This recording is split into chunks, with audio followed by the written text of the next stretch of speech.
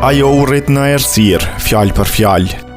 Pa energji elektrike, pa ujë të rrjedhshëm dhe me libra të rrallë që ndriçoheshin vetëm nga një llambë vajguri.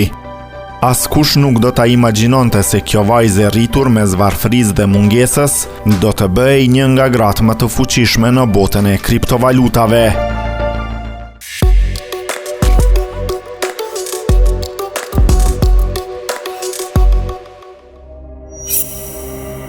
Si fëmijë ajo sillte ujë nga pusi i fshatit dhe studionte në kushte që sot duken të pa imagjinueshme. Humbja e të atit në moshë shumë të re e detyroi të rritej shpejt dhe të përballej me jetën pa asnjë siguri.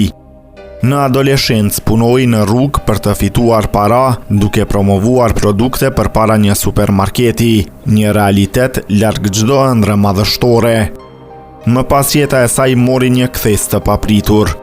Ajo studioi psikologji, u shfaq në ekrane televizive si prezantuese e programeve të udhëtimeve dhe dukej se kishte gjetur një drejtim të ri.